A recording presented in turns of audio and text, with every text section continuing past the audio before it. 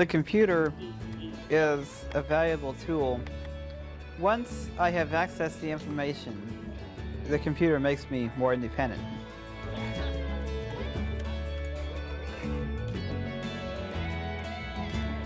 When I'm using a computer, I am like any other student.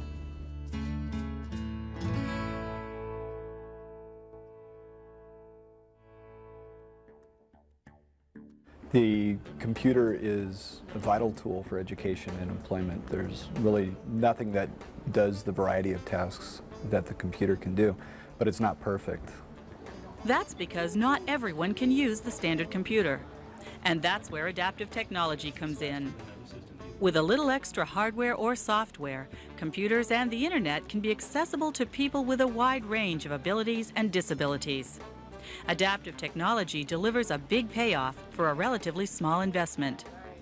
The cost of adaptive technology really is quite small, particularly when you look at the impact that can have for a person able to do their job more effectively, more efficiently. Adaptive technology addresses the challenges imposed by specific disabilities. For example, low vision.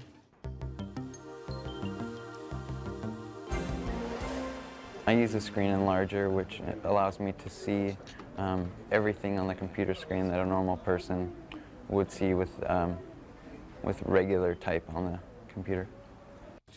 For someone who is sensitive to light, software can reverse the screen from dark on light to light on dark.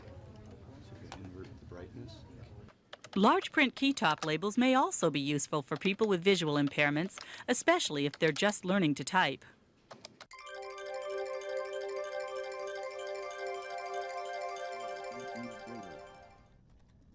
The most common adaptation for people who are blind is speech output.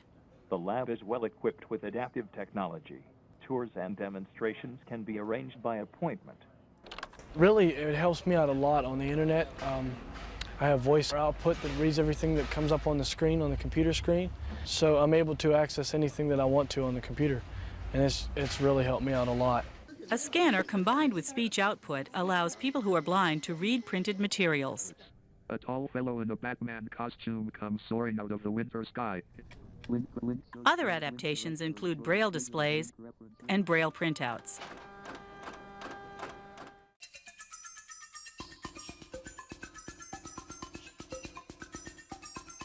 People with speech or hearing impairments can use their computers to communicate with friends, teachers, or co-workers. I really like using the internet because it's easier to communicate with people rather than using the telephone. I can read it instead of listening, and it's easier for me to read it than to hear. Yeah, the internet is helpful. It allows me to communicate more easily because of my voice. It allows me to say more and express myself more easily. How are we playing I'm sorry. I know. this Okay. again? How are we playing this again? There are places you could land where you're on blue and you're more conspicuous. With the places. People who can't speak can use communication devices to participate in group discussions and one-on-one interactions. It's like our army men wearing their clothes. That's exactly right. Exactly. Those who can't hear require visual alternatives to sound output.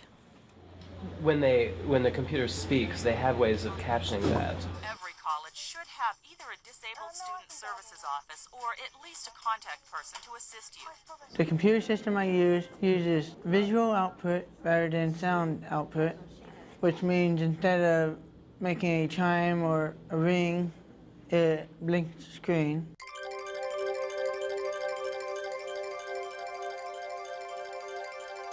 People with learning disabilities can use a variety of software to help with reading and with writing papers. Adaptive technology ranges from spell check and grammar check to speech input and output. Washington is leading the world in global health and building. Schoolwork, it helps me because when me and my mom try to work to do it, we usually fight, and so it usually ends up being a bad consequence. So if I can do it on my own, it's way better. Washington Phase 2 schedule August 7th to 13th. I basically just use standard word processors with a grammar checker and a spell checker and dictionaries on the computer. Just using the word processor alone, it reduces the amount of time that it takes to write things. I have a voice box that it will read it to me, so I understand what I'm reading. Was Helen Keller the first deaf-blind person in the United States to be educated?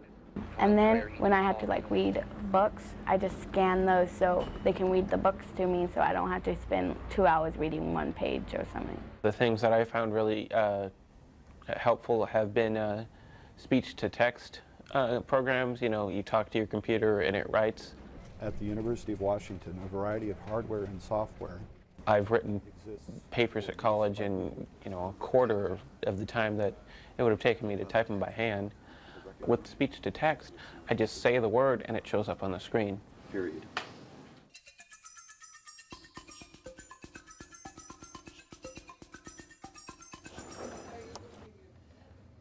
People with mobility impairments have a wide range of adaptive technology options.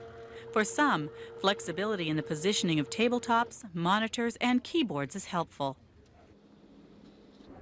I use a mouthpiece that I type with. I can do at least 30 words per minute when the words are going from my head to the keyboard. I like to write lots of things, and were it not for computers and word processing and spell checking and things like that, it would take me ages. I have a trackball, which I roll around, and I use sticky keys like to hold down Control and Shift. The computer helps me type reports better, and it's easier on my arm. I don't have to wear my prosthetic. One thing that I use is a keyboard where the keys are enlarged and there's more space between, because when I hit keys on the regular keyboard, I get double letters. For people who need to type with only one hand, left and right-handed keyboards are available. You could also use an on-screen keyboard with a head pointer or a mouse stick for hands-free computer control. Word prediction software can increase speed and accuracy. I have an on-screen keyboard, and it also has word prediction, to where I throw in a letter, like let's say I throw in a T, and like 5 words that start with T will pop up. The most common ones that I use, they'll pop up, and I'll click on it and it'll just print it out. I got fairly fast. Some people may choose to bypass the keyboard by using Morse code. A sip and puff switch registers dot with a sip and dash with a puff. Special hardware and software translate Morse code into a form that computers understand. I'm a junior this year. Other people may choose a speech input system to replace the keyboard. I use a program that helps me type. Whatever I say, it types. I talk into the microphone and it types it out on the computer screen. It makes me feel a lot more independent and don't have to rely on somebody for so much, and that I can do it myself.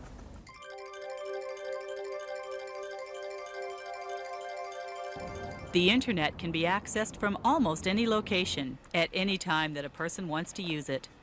This is a real benefit for people with health impairments. I think that computer can help hospitalized kids. When I was in the hospital for like 1 month, I talked to other kids and I could like socialize with them, and people send me mail, creating meals to get well. In the past year, I lived in a hospital, and an internet connection there allowed me to communicate with teachers. I think that the internet is really helpful for students who miss school due to medical reasons, because it allows them access to teachers, resources, and fellow students, which can be very helpful.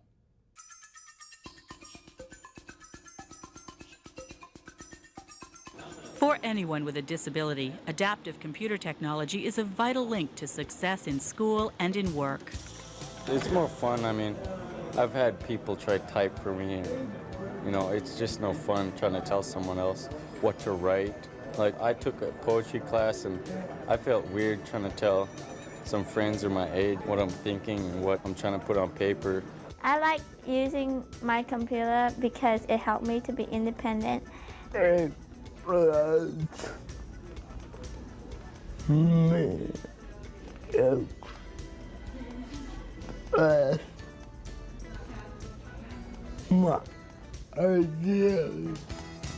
virtually live on computers.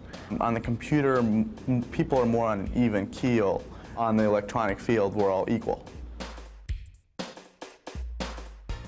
For more information about IT accessibility, consult www.uw.edu/accessibility. The content of this presentation is based on work supported by the National Science Foundation under grant number 9800324.